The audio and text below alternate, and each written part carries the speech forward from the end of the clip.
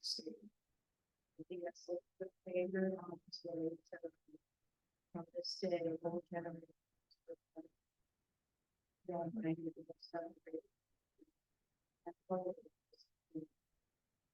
Mercy and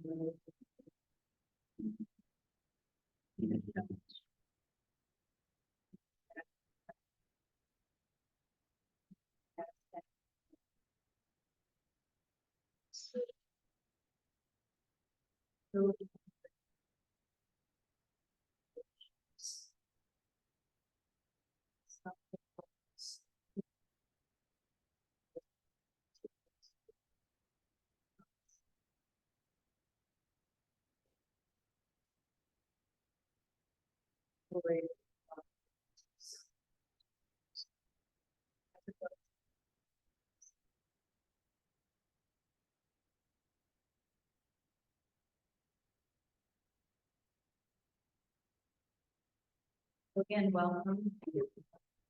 I'd like to introduce or have everyone introduce themselves.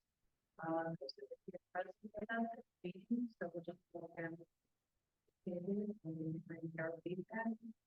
Yes, president and the president of the National Shrine of the and 1500 treasure. Trying to think of it. Mother Bobby Barbado, I'm the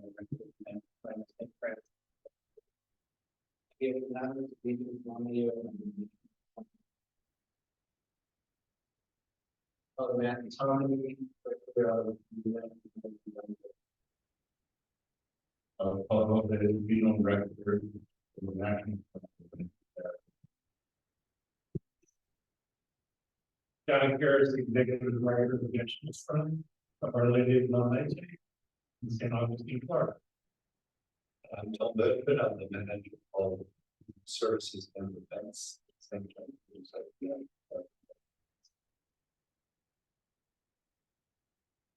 Nettie, my director. Will Peterson, President of Modern Catholic Pilgrim and NASPA Secretary. Hi everyone, I'm John Paul LaShawn from Verso Ministries, and I'm a NASPA board member. And we do have 3 people online. So I'll let you talk. So Michael, if you want to introduce yourself. Good afternoon. Can you hear me? So we can. Okay. Good afternoon, everyone. My name is Michael Antea from St. Anne's Shrine in Fall River and also a board member of NASPA. Great. Could I just say that when everybody else was introducing themselves, I couldn't really hear that well. I don't know if it's just where the computer is. When Will talked, I could hear him really well, but everybody on the other side of the table, I could not hear. Okay, sounds good. I can also carry the computer closer when other people speak as needed. Okay. We can have notes. Yeah, in the notes, we'll just mention we can send out the list of attendees. Okay. Okay, I'm going to move on. We have 2 other attendees here. Edward, are you around? You want to say hello? I am. My name is Great. Ed Zweible. I'm the Director of Development at the Shrine of Our Lady of Guadalupe in La Crosse, Wisconsin. It's a pleasure. Good morning. Great, thank you. I drove Deacon to the airport this morning. Thank All you right. very much. You're Thank you. welcome. Last one I have is Susie. Are you there? Yes, I'm here. Can you hear me? Yes. Yes, I'm Susie Stokes, the Outreach Manager for the Shrine of the Most Blessed Sacrament in Hanceville, Alabama. Great. Thank you for being with us. Thank you, everyone. Again, thank you for joining us. Our physical liaison, for people I know is really here. So, I believe we want to begin with what we want to person. I'm going to try your computer on here. I don't know how to tackle it.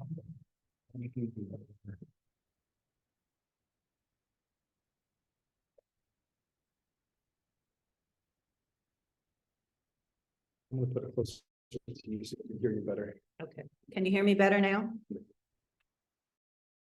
Everyone hear me? Yes, I hear you now, Carol. Yeah, we can hear you now. Okay, good. So I'm going to begin with my report, the president's report.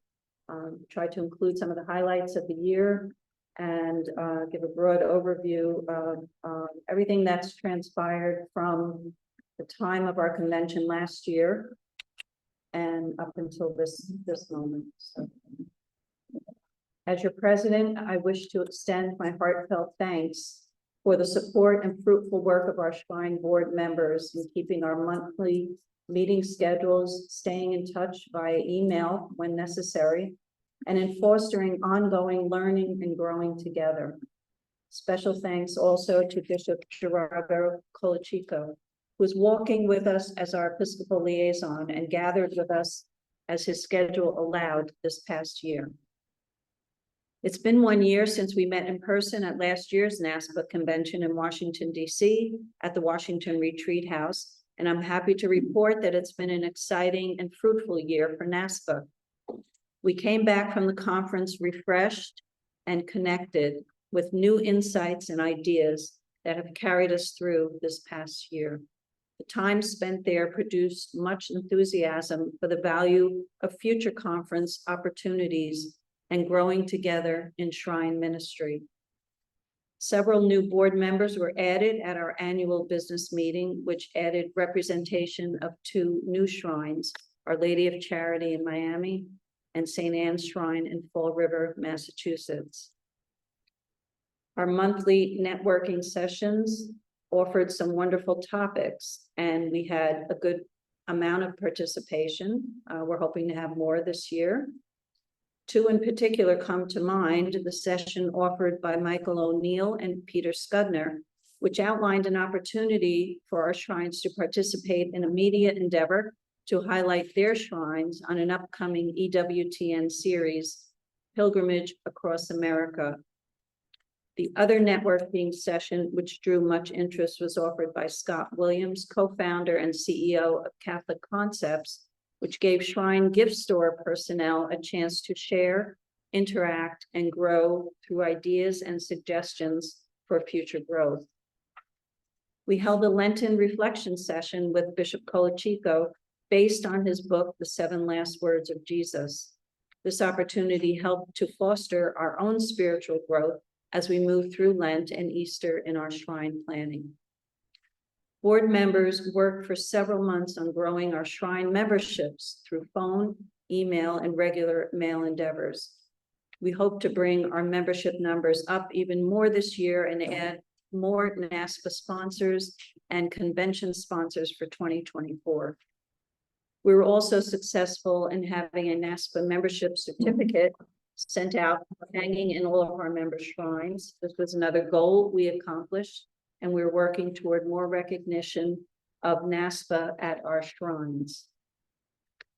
Lastly, we spent many months planning this year's convention at the Basilica of San Juan del Valle National Shrine in San Juan, Texas. And I have to say, it's a beautiful place. Please come and visit whenever you have the opportunity. Committee meetings were held once a month to flesh out details for speakers, sponsor opportunities, and scheduling. Next year's NASPA convention is in the discussion stage right now, but most who attended this year's convention are anxious to know the details and expressed much appreciation for the work done in planning and executing this year's convention. So it all kind of culminated here for us. Being together in person is a beautiful gift. We had much time for fellowship in between our meetings, and it's just a wonderful way to kind of end the year and begin the new year for NASPA.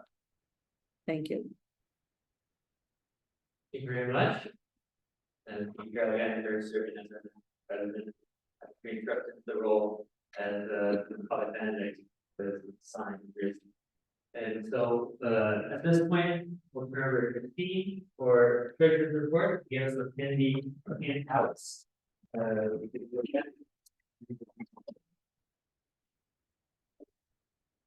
Yes, you're welcome to take a look at the numbers. I really don't. I mean, I'm all hesitant to spend a lot of time on this, but as in my role, it tells, I just want to prove that, yes, I am doing it. I have collected money, I have put it on this report, and now you get to see it.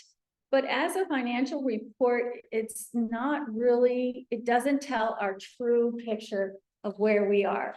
And one of the things that we did to try to compensate for that is this year we went to a July 1st fiscal year. Prior to, it's been from convention year to convention year, convention date.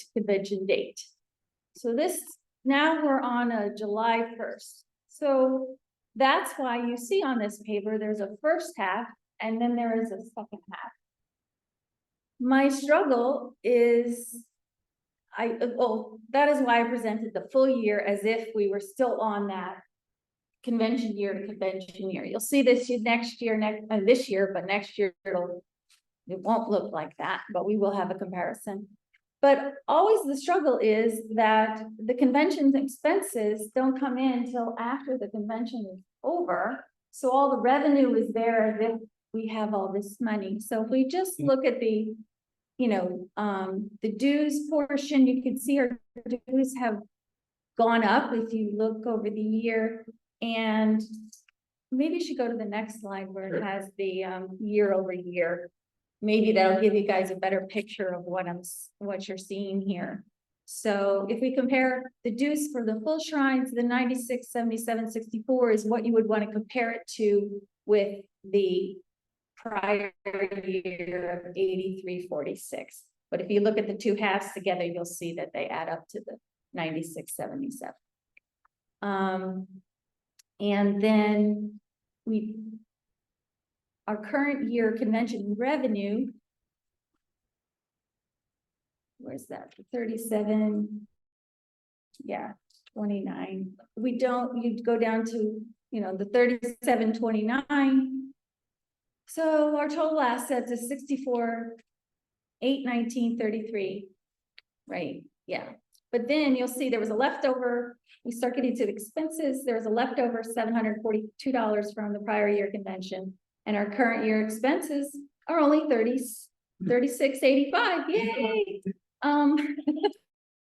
But that will significantly change. So the major expense for NASPA at this point in time is for our KP Consulting, and Ashley does our social media. So that's a contract that we're paying monthly, and it, you know, so it covers the whole year. So probably the generated year of 14,260 was in 2021 fiscal year, and then it dropped down, and now it's 95,550. So that's kind of the projection that's going on.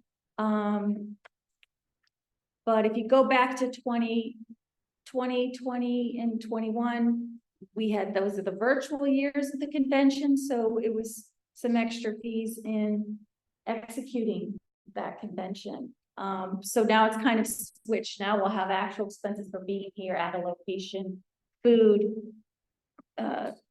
transportation, board members' costs, supplies, all those things are going to add up. So at any point in time, feel free, if you have a question or want to know something, just contact me. I'm happy to share this with, you know, full visibility, transparency to members of NASPA. We've got nothing to hide here.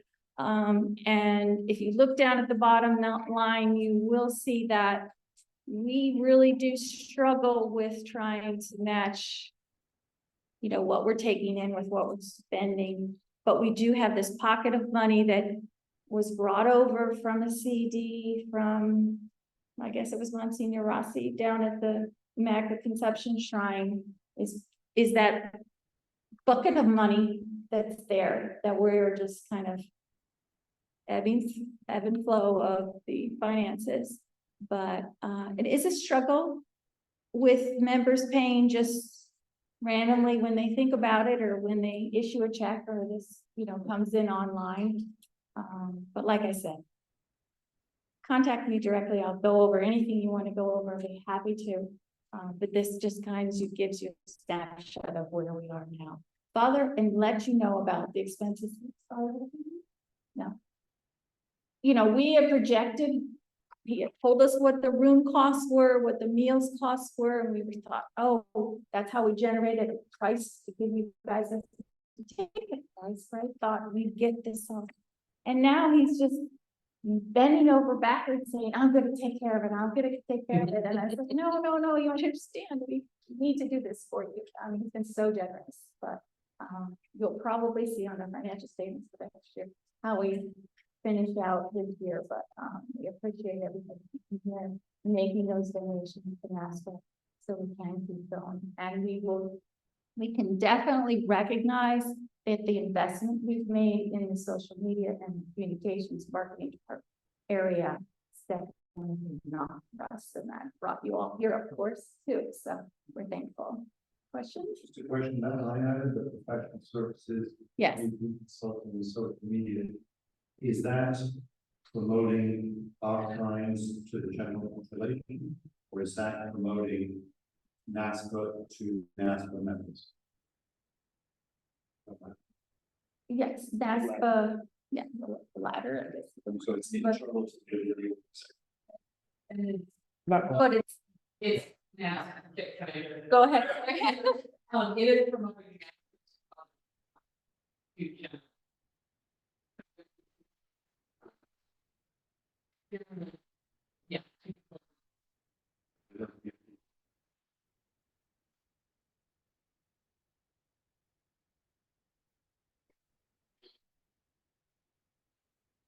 KP Consulting, so KP Consulting, I work for KP Consulting, and we are also, we joined as business.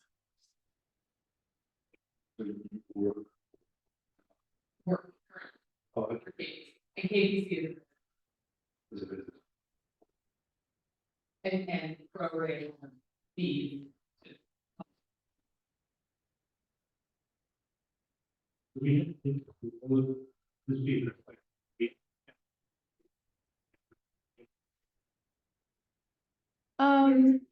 At this point in time, it's 33. And we had also had the new initiative this year where you could get $20 off by paying a 2-year membership. And so we have 5 paid 2-year memberships.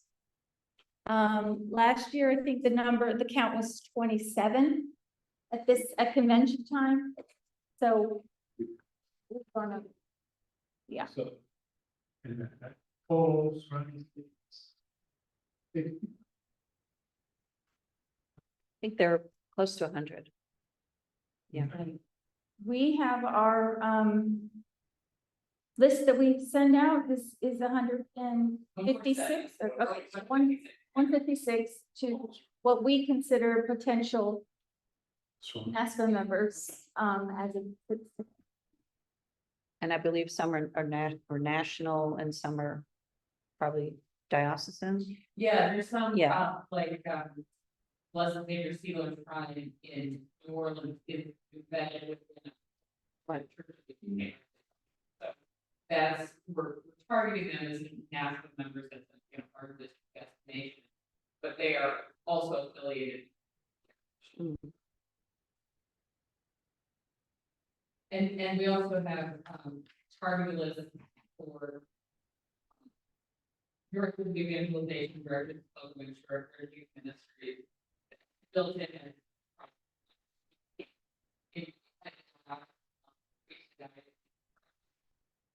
keep you well engaged and what now and what events are happening. Are we trying to have those diocesan insurance join the club? Because like before I came to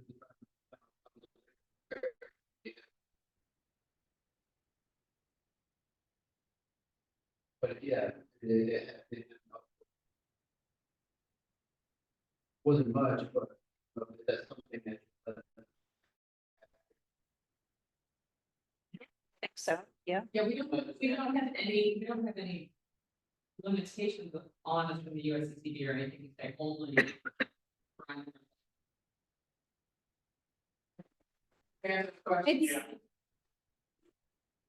Maybe the name. Scared away from. Yeah. Be. It's a little convoluted. yeah. If there's no. Yeah. That's a good linguistic thing for content to say, you don't have to be. Yes. Yeah. To clarify.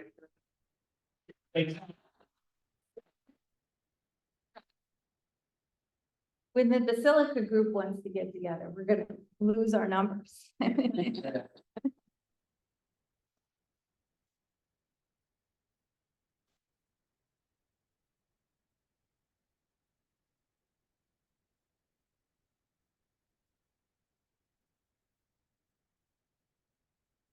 That sounds like good food for a webinar Yeah. or a NASPA networking session. Question time? Yeah, anytime. So I believe my shrine paid dues. Right? We did. Yes. Something you asked me to speak, brought to you by National Fund. No, no. What was that? Because I'm not a sponsor. I gave my dues. I'm just confused on that. No, Maxine did sign you all up as a sponsor of the convention. Okay. So they look a little bit. Okay. We're going to also want to.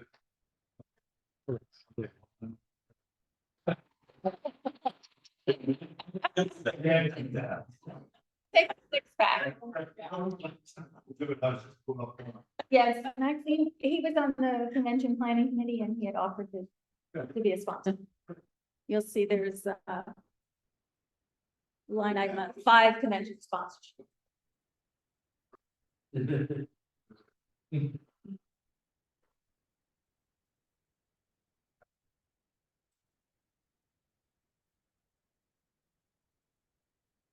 The key thing here being that transition of July. So, Yep.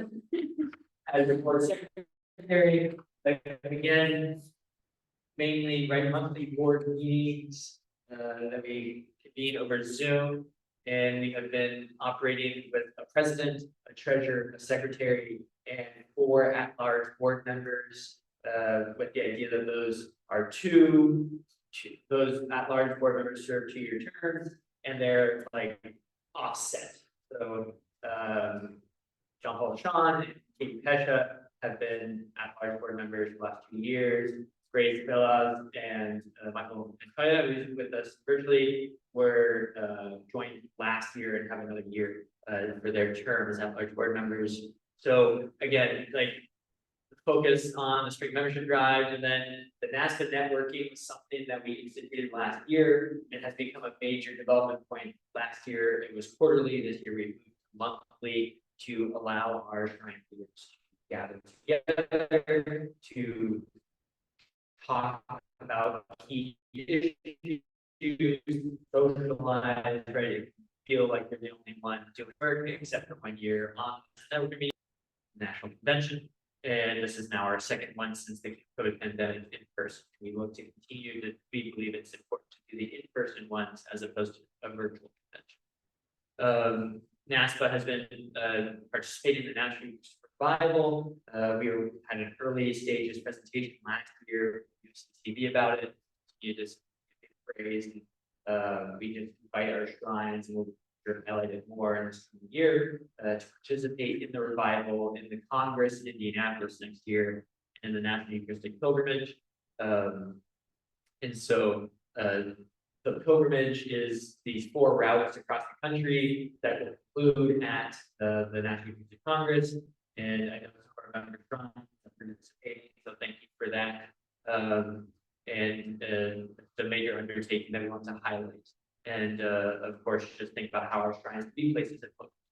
And then the NASPA website continues to be updated and brought forward. We have our shrine directory there. You know, actually done a lot of work with the social media and then the website, making sure it stays up to date, where we can add resources for our members. And so then the key thing is, the secretary, that we have, of course, board positions, mentioning the position of National Eucharistic Revival, so organization monitoring the pilgrim, helping oversee the work for the National Eucharistic Pilgrimage.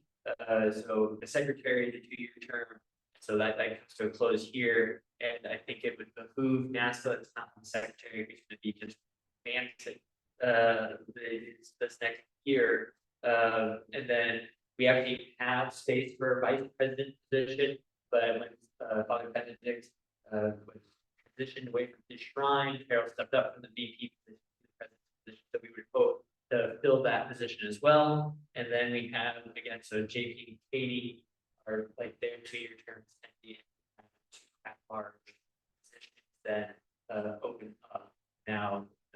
JP has generously offered to re-up in that position. So we appreciate that. And then of course, Katie, since her registered 10, and she has discerned that she had served for 2 years, looks forward to continue to be a business member of NASPA. But so for clarity's sake, we're essentially looking to fill 4 board roles. And we don't necessarily need to fill specifically for the vice president and the secretary today. That is something that can occur in an executive after the business meeting here. But we essentially have 4 roles, 4 positions we would like to fill. I believe each of them would be a 2-year term. So I believe at this point we would have that opportunity for nominations and get into a vote. And yes, Jamie.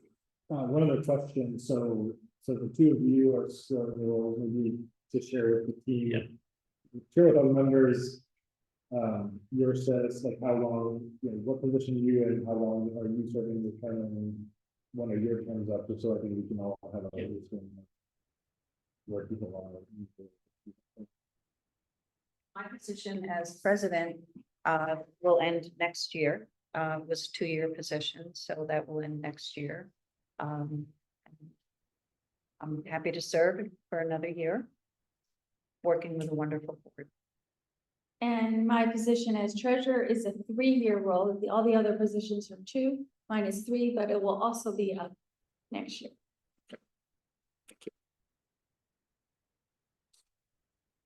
So at this time, Laura, I'm going to start with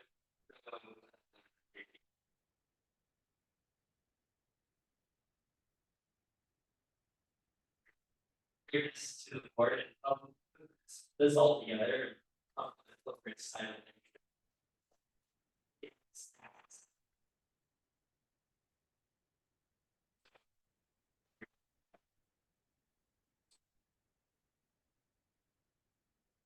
Be to help with whatever is needed.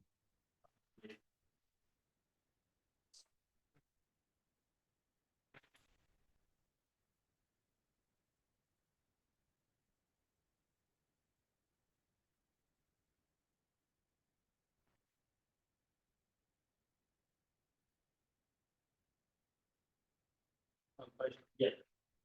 Do we need a quorum for any of this? I mean, we have many members. I mean, I don't have an objection. Yeah, it is. So, everybody. Question from online? Yeah, did we get a nomination? Because I couldn't hear anything. I just saw, yeah. Sorry, Michael. That's okay. Michael, we got a nomination for JP to renew his role as a at-large member. Okay, absolutely. Yep. And we guess we have to make sure we count your guys' votes. Yes, so you have my vote, definitely. Yeah. Okay. And Ed's still with us? I'm still with you. I couldn't hear any of that, but I don't think I have standing to vote, so I'll just abstain. Okay, no problem. Thank you.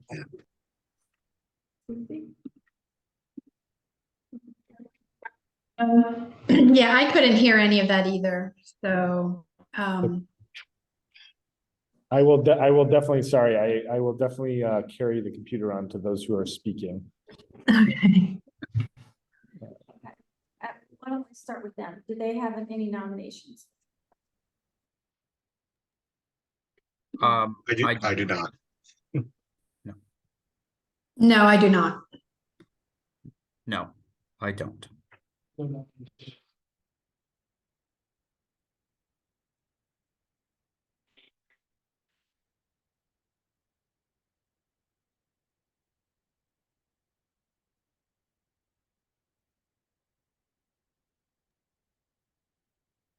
I'd like to nominate John Carr.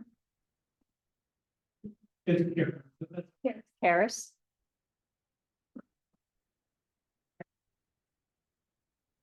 Or does he accept the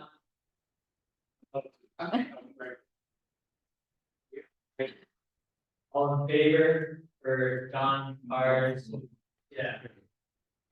For John to serve as board member, all in favor? Yes.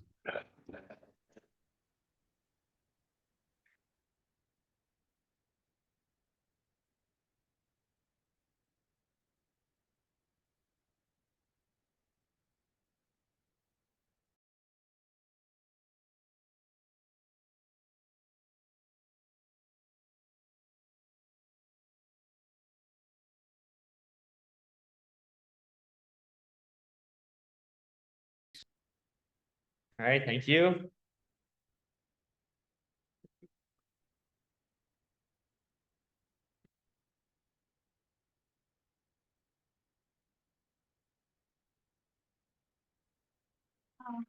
I'd like to nominate Mary Jo. She had to leave, but if she said it was okay to at least nominate her, she'll so let the on people, Mary Jo Timlin Hogue from Miraculous Metal Shrine in Philadelphia. And I was thinking, Great. All in favor? Those in favor? Any opposed? Okay, passes, thank you. All right, thank you.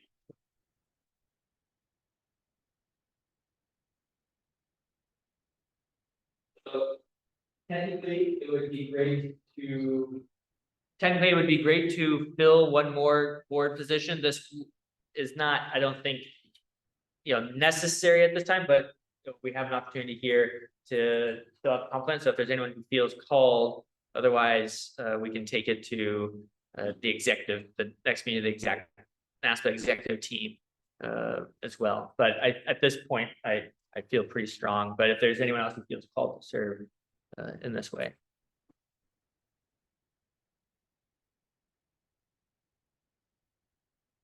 Anyone else that has interest?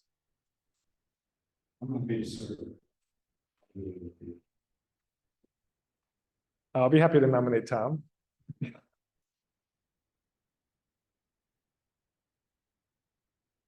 So I've nominated Tom from the JP2 Shrine in Washington, DC.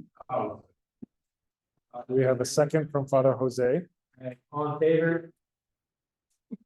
Any opposed? All right, thank you very much. Thank you. Thank you all. So that we'll fill out our board positions and we'll allow for that board to meet in the next month and can determine filling those executive roles of the VP and the secretary at that time. And so thank you all for your service.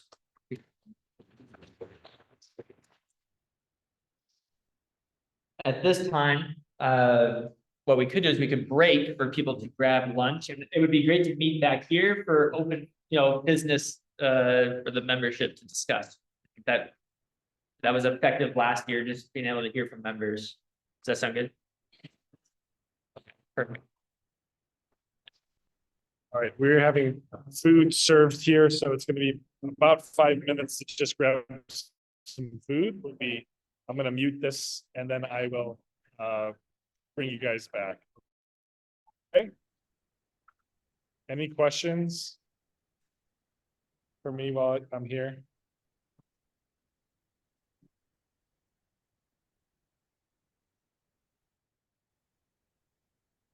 Okay.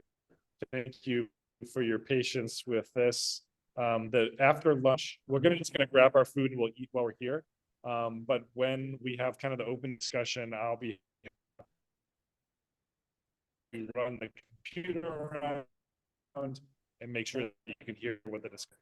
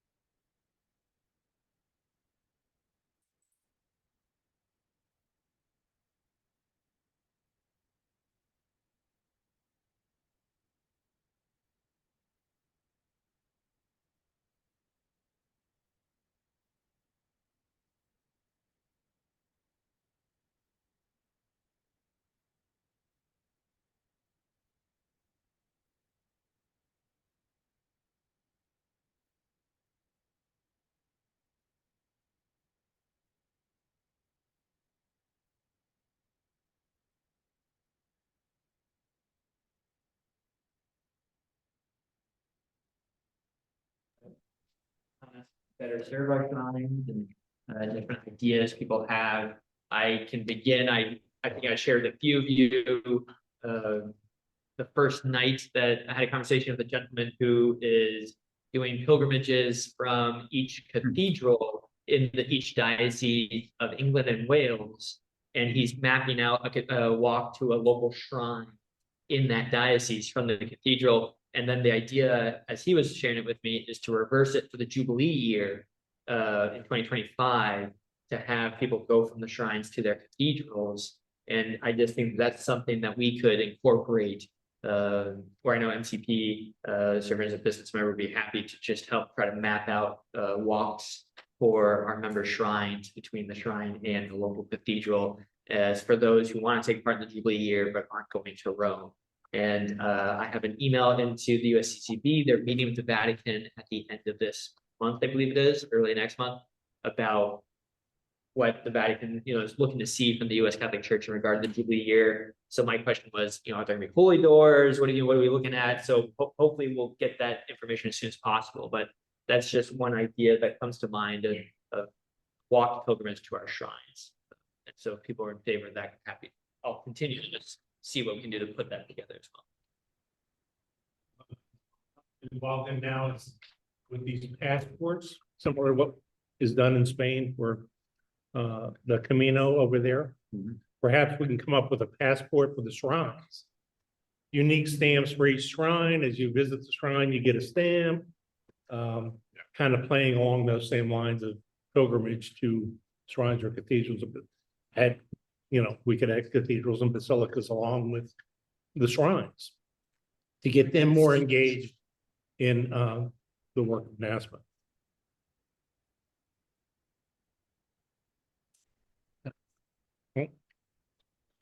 They don't want to watch me eat. That's up to you. I was just gonna say, so basically create a NASPA passport that we can share. Yeah, so share. Make it available.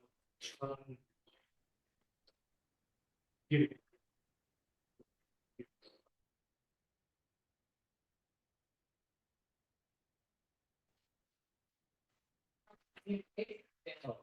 Yeah, from a communication standpoint, that could be a good kind of way to start to leverage that audience, that could start to be a good way to leverage that audience, where we start with all member shrines and then say, if you'd like to see your shrine featured, go to catholicshrines.org/join now. Because what we found in the outreach and the invitations to join, so KPC was part of creating the scripts and testimonials of why it's valuable to be part of the NASPA network. But articulating that value prop it's kind of fuzzy, because it's, well, what's really the benefit to me tomorrow to do it? And if we can have a demonstrated, we're always looking for what's the next value prop for the client and for these shrines to join, to say, here's everybody listed, here's all the locations they are, and to join, be part of it, go to this website and sign up today. You can be added in today. And then maybe even to publish the passports like quarterly, or the print on demand world is so flexible these days. You can get an economy of scale at very low numbers, very low quantities. So it's not like we're printing tens of thousands of these, that then it's like, oh, great, well, next year you'll be, in 2 years, you'll be included when we run out. This could be a year over year, something that's refreshed.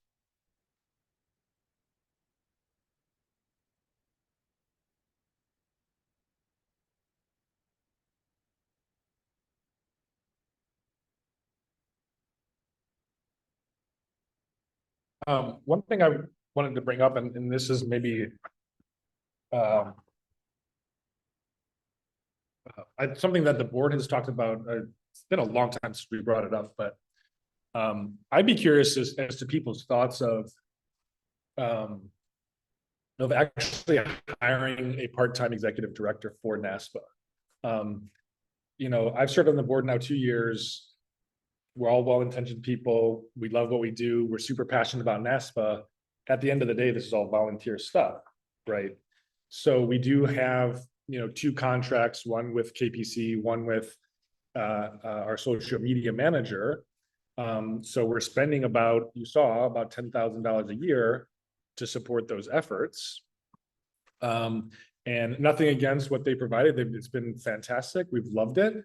But I'm also just curious about, you know, if we invested, we have about 60,000 in the bank right now.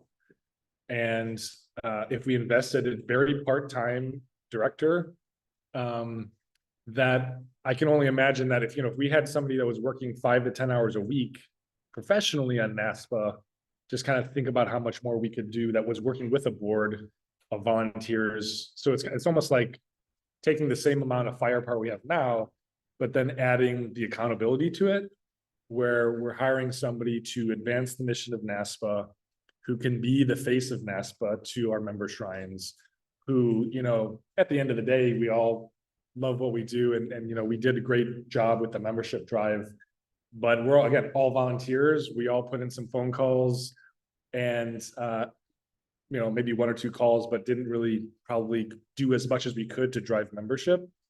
Versus if we had that professional person on board, you know, then, you know, the board can hold somebody accountable towards like, okay, what are the goals of the organization?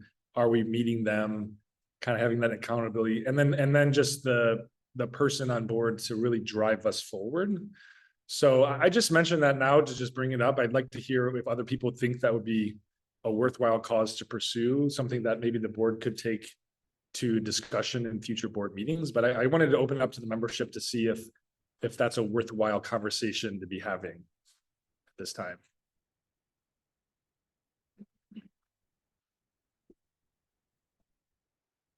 So I'm Liz from KPC, and we're one of the contracts that we were talking about, but I just wanted to open it up with the elephant in the room of, that sounds awesome. We would welcome that, and anything we can do to help, you know, scale our engagement or set the team up for success. We want to see NASPA grow and continue to grow and succeed. So a lot of the work we've all done together over the last few years is generative, but it's also replicable year over year. So things like the membership drive and the membership campaign, building out some of those structures can be taken by somebody who's dedicated to that a full 5 or 10 hours a week and really take it forward. So I just from a KPC standpoint, I wanted to address, say that if the idea is to scale back with a KPC engagement to create the space and be good stewards of the resources to carry it forward, would absolutely welcome that and be supportive in whatever way we can for that, for sure.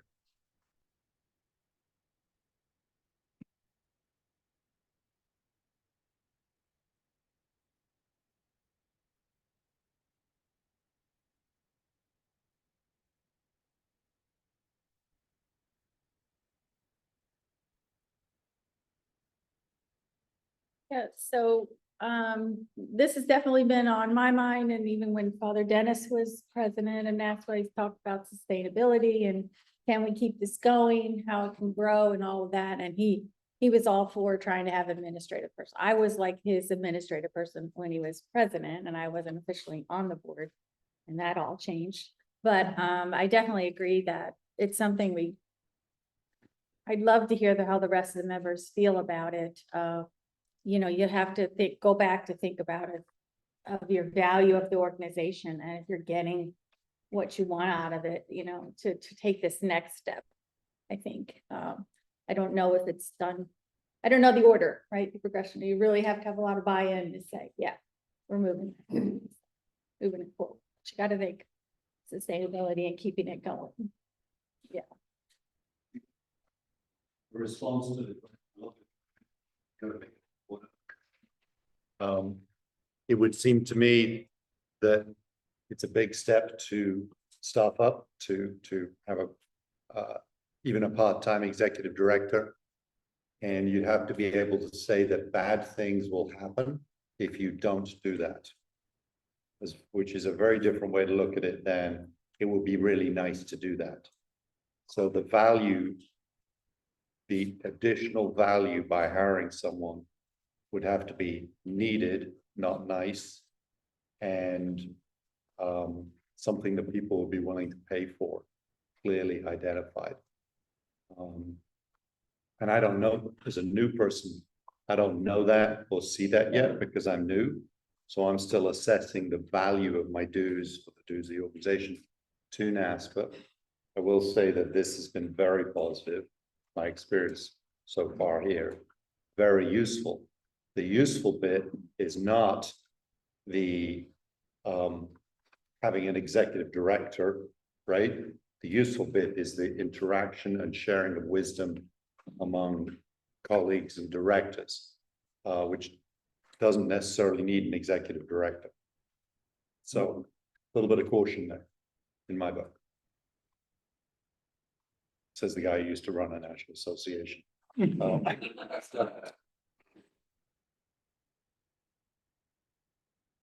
Yeah, and one thing I would say is, maybe executive is probably not the goal for this. Maybe it could be an administrator who is more operational. Because I think being on the board for 2 years, what I've seen is, again, a lot of great conversations, but the value, you're right, the value to me is in the networking and seeing each other. I think the hurdles that I've witnessed in the last 2 years is just having the capacity to set up those opportunities, right? Like, I think there's so much we could be doing. We've talked about regional gatherings or regional networking sessions, driving membership that, like, so if we have 154, whatever in the list, and we're at 33, we have 80% more to go, right? So to drive membership, to get, to bring even more value. So again, I don't think it'd be a huge investment, honestly, in terms of finances. It could be maybe 15 to 20,000, could be even a contract position, right? But something to get us going to maybe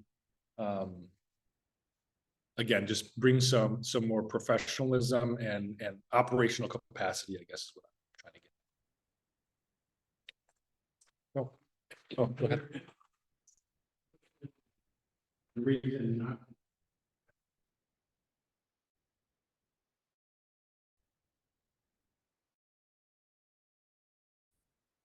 But what's been the feedback about why people don't? It's not terribly, it's one, well, it would be hard. Don't hear back. You don't hear back from people sometimes. And, it just gets put on the pile of letters, on someone's desk, but, we don't know sometimes. Well, and I would just, being new here, and I found this conference very, very helpful. I think partly just not to feel alone, but also to get the good ideas. And I think, and maybe I haven't looked over on the website, the materials and everything, but, there has to be, I wouldn't want to see us say our goal is to grow unless we know that growing, and I think it would. I mean, I think that growing would be a helpful thing across the board, but, you'd have to really know why. Probably having somebody, at least in the office or an office or in a position, could be helpful, because then you wouldn't, things that might fall through the cracks otherwise, you'd have more control over that. And it doesn't sound like, what we did as a small number of hours, a limited position at the moment. It might be exactly the kind of thing to help us also. I'm looking at this now, and I mean, this is a great conference. We're talking about this, so I'm not worried that not every shrine wants to join. I think, we want to invite and continue to do that, certainly. But even of the number that have joined, how many are here? And I thought there would be like more on Zoom. There's only a few, and I'm not faulting people, because I know how busy we can all get. But if we're going to be an organization that helps, how do we structure it that way? So that it's reaching out. Because for me, I'll say, well, I went to the conference, and I'm hopefully going to be part of these monthly things, because especially that one on security. Great, I need that. So I'd like to really, promote that, but, why are the ones, again, not only why are the ones that don't want to join or just don't even know or don't, but, it's not a big number. On the other hand, depending on what your shrine's finances are, It's, you want to continue it? Again, I, just from my short experience of being part of this, I would definitely say yes. But if we're going to make it happen, how do we make sure it's more inviting and more inclusive, more, to say, cost effective of what it's doing, which I'm hearing here, but I think that's what we need to concentrate on. And maybe do we reach out to the ones that are already part and maybe aren't part of this and ask them, ask a simple question. What benefit have you felt from this? And what do you think this could do? What would you like to see? So we can have more.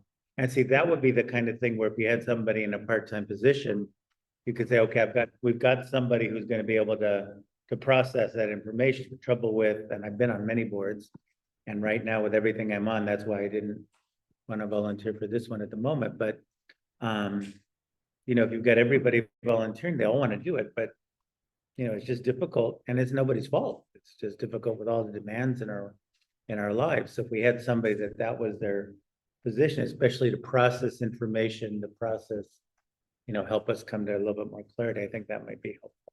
So be my 2 cents. Yeah.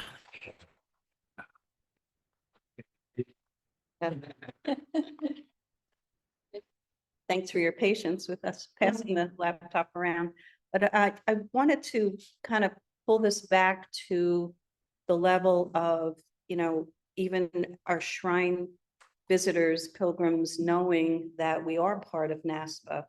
One of the endeavors this year was to have a certificate in all of our shrines, noting that, we are members, have it framed somewhere so that when people come in, because this draws a little curiosity.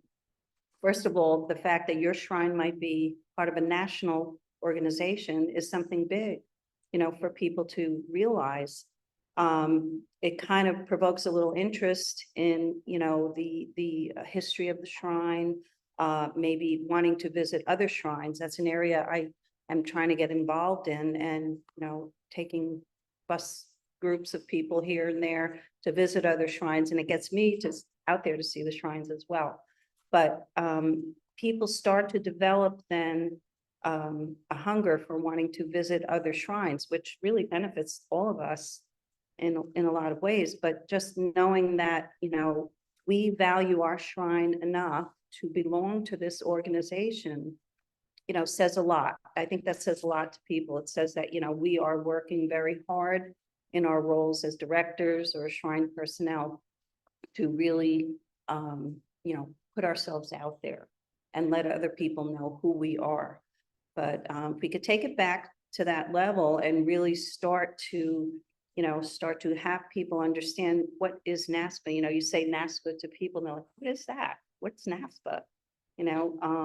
And, maybe, provoke that sense of excitement for belonging to NASPA, and then other shrines, may catch on. That would grow our membership.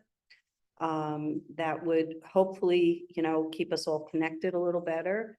It's nothing better than, visiting another shrine and looking around and trying to get ideas and networking with people in person. We can't all do that, but that's the purpose of this convention, is to be able to do that at least once a year. Like to do it maybe on a regional level, but we're working toward that. So it might be something to think about. And thank you, JP, for bringing that up.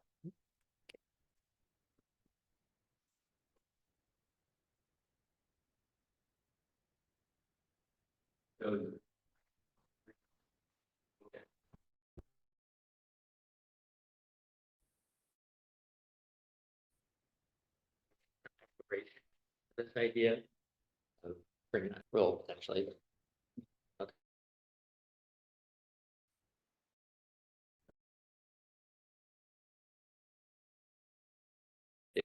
For the new board. I had another question for the group. I would just be interested, like, what other types of activities would you all be interested in? So, really the kind of the bedrock that the rhythm we've gotten into at these monthly NASPA networking sessions. You brought up a great one today, Tom, about maybe a sharing of resources, maybe some kind of library of, job descriptions, employee policy, whatever it might be, right? What are other ideas like that of things that would be helpful for you working in a shrine, working in pilgrimage ministry? What are things, you know, is it resources? Is it events? Is it chance to see each other? Is it, yeah, what are other kind of things that you would be looking for from NASPA as members? Structures, survey. And get these questions all out from everyone. We can create some sort of survey of areas of interest. And then hone those in on your monthly meetings too, may be helpful. But to come up with a good survey, because we all think we have the same problems, and you know, somebody's got a solution out there or an idea. That's what this organization be. We're not in competition for one another. We're in a joint effort to make all shrines across America better. And how can we do that? What are the best practices for every element of, and what are those elements? What are the elements of a shrine that we need to define, and then focus on how do we accomplish, you know, some best practices in each of those areas that we can share and refine and repeat. Yeah, I would just reiterate that that would be something very helpful, what I think you were saying about having something, whether on the website or everywhere, a shrine, you know, the shrines could. So for example, we don't have too many volunteers right now, but I'm hoping eventually to develop, you know, but, you know, it would be helpful to me, instead of having to rewrite an entire, you know, policy. I mean, I would have to do our own eventually for our own shrine, but what do people do? What kind of things do you have for people? Because then I could look at that and say, okay, we can use this. This is not appropriate here, and things like that. But if it could be shared, and you know, people were concerned, I mean, it could be a members part of the website where, you know, you have to put in the password or what we would do. But it would be really helpful to have some of those resources from different places, and just to give you a base so you can start something if you don't have it. Or maybe say, compare ours to theirs and say, oh, that's a good idea, or things like that. Well, there is the opportunity today that if you have any questions, please bring it out to the membership or go on our website and put in a, you know, something, a question, or, and then Ashley with their social media will send it directed to the shrine that can maybe answer her question. For, like, we had a member who was trying to write the job description for their director or something like that. So Ashley found a similar shrine that had the same size. And then she connected the two so that they could work through some of that wording. So some of this stuff, we do have a, what is that called? The donor docs. We have, like, Ashley has all the materials from all our networking sessions and stuff, the recorded materials and things. So if you had a question on it's security, she could pull up the video for you from Deacon Tom and the other guy that was with him, or Bernie, that gave that presentation. So at any time, please feel free to generate those questions to other members so that we can get someone back to you. But if we wanted to have some central resource of some of those other, we could.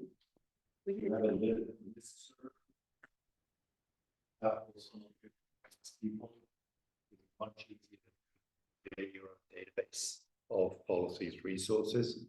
The minute you create a shared database, it's out of date, and what you want isn't there. But I tried that. Whereas the lists are, hey, does anybody have a draft job description for a visitor services manager? And then boom. Like a forum. Yeah, it's a forum, a listserv, whatever. That's easy, and that's based upon the relationships. So my question is, do you guys have a really good director of members? I think, yeah, internal thing, we could establish something like a base camp or a Teams for that kind of 2.0 connection, but right now we don't have that capability, but we do have good data and refresh that each year, so. Yeah, For the contact, so that would be, yeah. We use HubSpot, Sierra.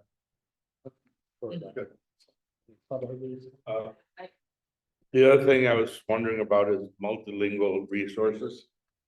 I think we're doing mostly everything in Spanish. So we have a lot of resources in Spanish and we can develop a lot of stuff in Spanish. I don't know the reality of other tribes, but things, we're not limited to just Spanish speaking. So to come up with some resources in other languages other than Spanish or English, Creole is easy in Miami, but it's not that easy in some other places, and we do have visitors from other places where, that sort of multilingual and cultural resources might be good for the association to develop. It's a reality for the future.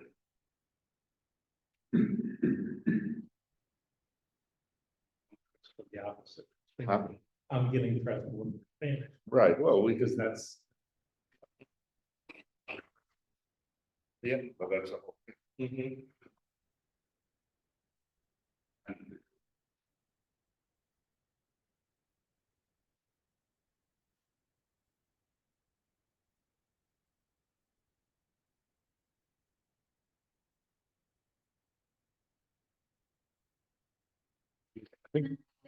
Oh, Susie's back.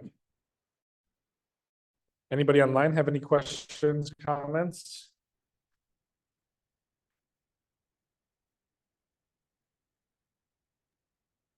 I think this was a very fruitful discussion. Bringing out all of these different topics. Thanks.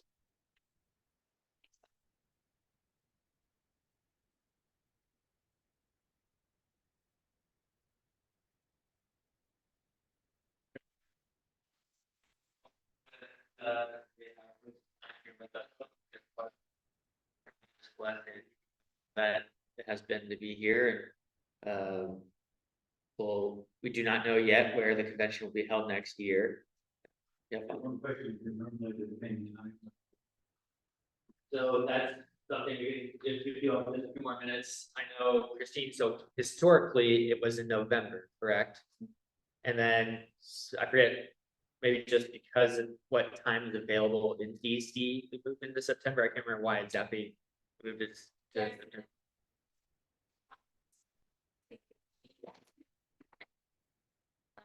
Federal election, always the beginning of November was, so then we had the 2 virtual years, so it didn't matter when it was. And, but then we got into this time frame in the end of September. So I don't know if that's affecting, people being able to attend. I haven't really heard people saying, oh, I really wish I could come if it wasn't this date. I haven't heard that the date's an issue. All we know is for next year, I mean, there's for the year, you look at it, the year we're in now, there's just a lot going on with the Eucharist. People going to Rome first in November for the shrines, and then all the Eucharistic stuff in July. Yeah. We also know you.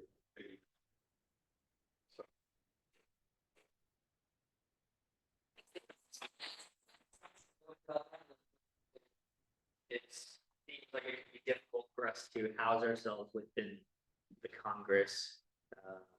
I don't think that there's necessarily the space.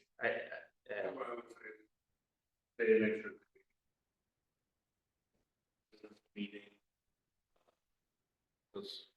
I know we've done that with the Hispanic Priests Association.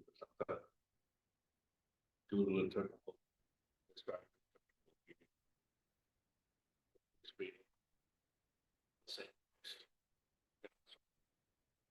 We'll be back.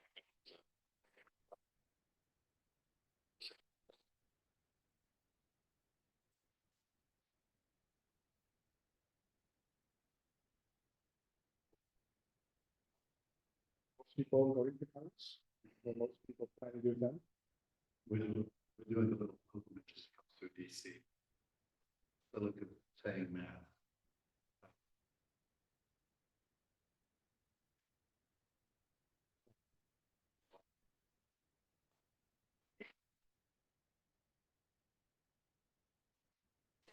our shrines might be doing things, you know, at home as well, for people that really can't.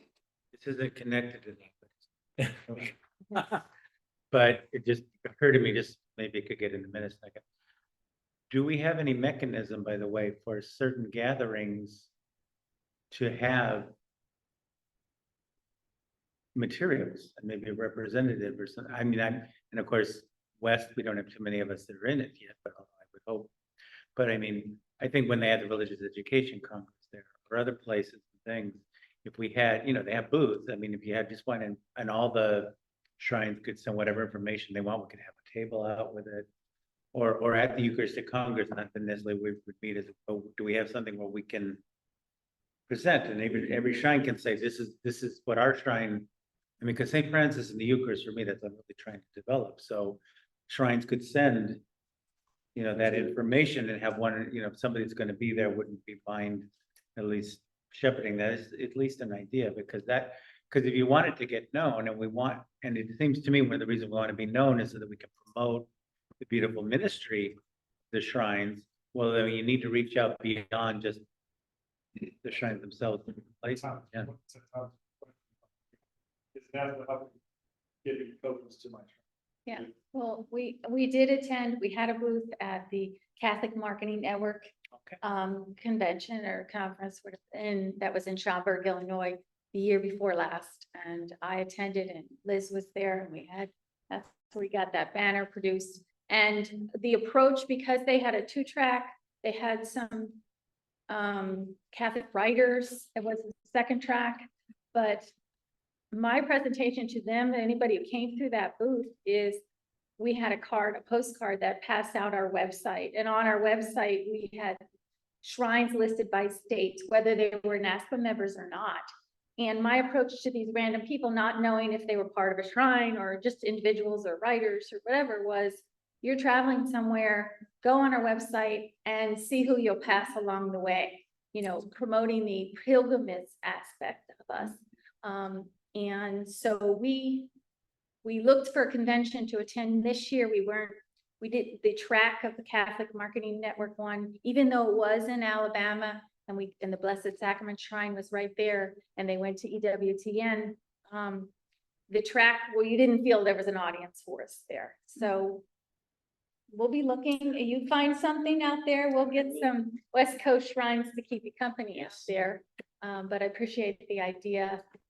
But that's definitely, we feel, growing the organization beyond just the shrines, partnerships. You saw some members and presenters that were here, Lumen Monday and things like that, you know, like they can help us grow too.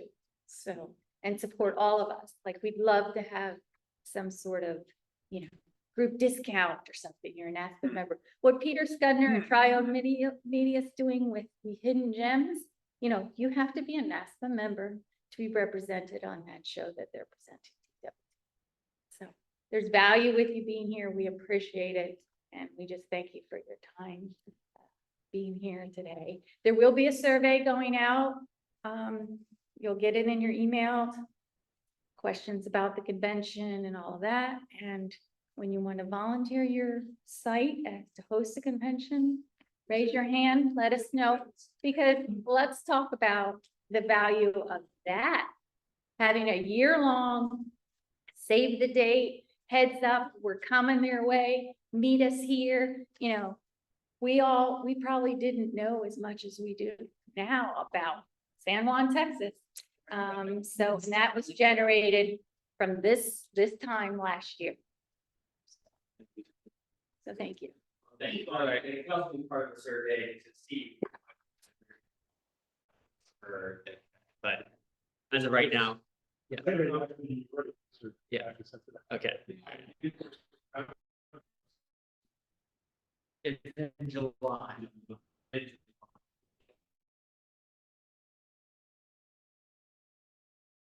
So, well, thank you all. Thanks, friends. Online. See you later. Yeah. Right. Yeah. So I didn't see these, so you need to put them in the notes, maybe. Okay. Yeah, I needed to get spelling. Uh, Andrew, I don't remember. yeah, seeing him trying to fall over. Edward, how's he spelling?